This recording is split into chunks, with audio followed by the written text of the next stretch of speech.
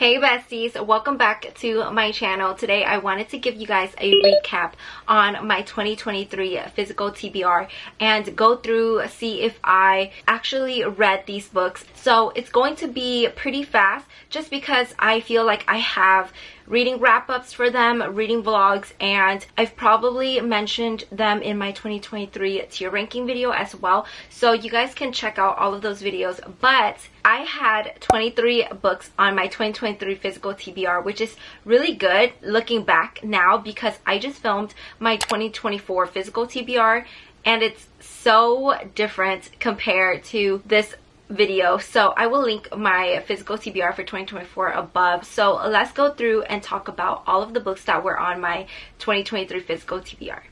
I'm going to start off with the books that I actually did get to. The first book I have is The American Roommate Experiments by Elena Armas. This book follows the Spanish love deception. I loved that book so much, so I was really excited to continue. You don't necessarily need to read that book first. It's just that you get glimpses of the couple in this book. I really enjoyed this one more than I thought I would. I ended up giving this book 4.5 stars. It has forced proximity and I think also fake dating. Usually her books have a slow burn kind of feel to them. That's not usually my fave, but I didn't mind that in this book. So the next book I read was Funny You Should Ask by Elisa Sussman. The cover is just beautiful, but I know a lot of people didn't enjoy this book. It's like a hit or miss.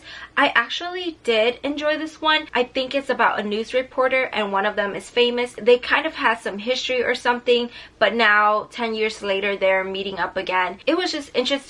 I don't think that there's anything special about this book, so I did end up giving this one 3.5 stars. I did read A Merry Little Meet Cute by Julie Murphy and Sierra Simone at the end of 2023, so I'm really happy that this made it onto this list. I ended up giving this 3 stars. I did pick this book up at the end of 2022, I think, or the beginning of 2023, and I didn't really get into this book. I did enjoy this more after I picked it back up at the end of the year. It was just a fun, like, holiday read. Nothing too special. I did give this 3 stars. It's just kind of interesting to me because I feel like I've read these books so long ago. The next book I have is Better Than the Movies by Lynn Painter, and this was so cute when I read it at the time. This is a YA book. It's about this girl and her neighbor. She needs his help to go to prom with her crush, but she ends up falling for her neighbor, and it's just really cute. I think this is a fun read and I love Lynn Painter's writing style. Just, it's a really fast-paced read and cute, fluffy kind of thing, so I would highly recommend this book. I gave this 5 stars. I did finish the first and second book in the Dreamland Billionaires series by Lauren Asher. The first one is Fine Print, and I did enjoy this one. However, I thought it was very average for me. This one is basically a workplace romance, and usually I do like that. I just think I didn't feel a strong connection between the two characters because they were kind of like strangers to each other first. I did enjoy the second one way more, and this is called Terms and Conditions. This one is also a workplace romance, but the female main character is his assistant, so they kind of know each other already, and I just thought this one was so much better. This one did it for me in the series. It was my favorite. I gave this one 4.5 stars, and I gave the first book 3.5 stars. However, I would still highly recommend the series. I also finished Before I Do by Sophie Cousins.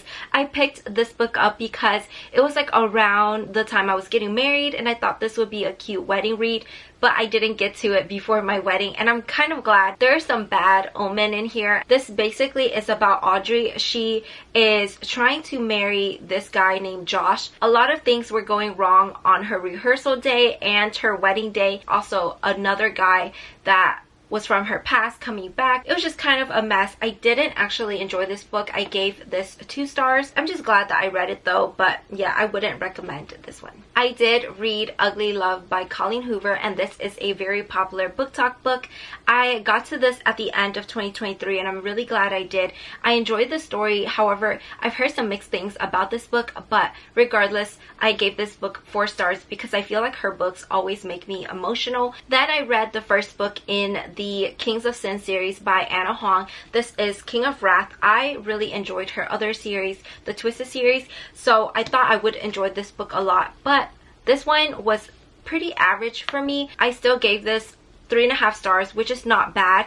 It just didn't quite hit it for me. This is basically an arranged marriage. They didn't like each other at first, but they end up falling for each other. Then I read Simmer Down by Sarah Smith. I thought this would be a cute summer read, but I thought the plot was a little disappointing and I didn't really enjoy the writing, so I gave this 2.5 stars. The next few books are pretty popular book talk books. They're all like summer books. I read Book Lovers by Emily Henry, and this was such a good read for me. I gave this book 5 stars. I didn't expect to like this one as much as I did. It was a really cute small town read, and usually her books have so much more depth, so this one was a great one. Then I read Every Summer After by Carly Fortune. I know a lot of people don't like the trope in here, but I did enjoy this story, so I ended up giving this book 4 stars. I also read The Unhoneymooners by Christina Lauren, and this was a fun like summer read. It was really cute. I liked the story. I had a great time. I gave this one 4 stars as well. And then I also read Love in Other Words by Christina Lauren. I think I want to go back and reread this one because I did annotate it, but I don't really remember a lot about the story except for the ending. I also felt like I read this book and Every Summer After around the same time, so sometimes I get confused between the two. I know that this one is like an all-time fave for some people, and I do want this book to hit like that, but it doesn't, so I want to read this one maybe in the summertime or something. It was a great read. I did give this one 4 stars as well. Those were all of the books that I got to in 2023. Let's move on to some of the books that I still have on my TBR. The first book I have is Love and Gelato by Jenna Evans Welch. It is a book that I still want to read. I just don't know when at this point, but probably it has to be in the summertime because it takes place in Tuscany. And then I also have Love on the Brain by Ali Hazelwood that I haven't gotten to. And this one I'm hoping to read in February, so soon. Then I did have this book on my TBR. This is All Signs Point to Yes by... There are 3 authors, I think, by G. Heron Davis, Cam Montgomery, and Adrienne White. So this one is basically like a zodiac book, and I thought it was interesting. I'm probably just going to read this book like here and there. I still need to get to this one. I just don't know when yet, and I have no idea what this is about. Then I have 4 books that I'm actually unhauling. So the first book I have is Finding Cinderella by Colleen Hoover, and this is like a short novella. I have to read in a certain order and I'm not interested anymore, so I'm going to get rid of this book. I'm also going to unhaul this LA Candy series by Lauren Conrad. So I have LA Candy, Sweet Little Lies, and Sugar and Spice. I think these books are just a little too young for me. I don't know. I'm not really interested in them anymore, so I'm going to sell them or something. But those were all of the books on my 2023 TBR. I'm really happy that I got through most of them. It'll actually be interesting to see how many I can get to from my 2024 physical TBR. So if you guys haven't already checked out that video, I will link it above. But thank you so much for watching. I hope this was somewhat interesting. I feel like it's nice to do a recap every year. I hope you guys enjoyed this video. Let me know what you guys think.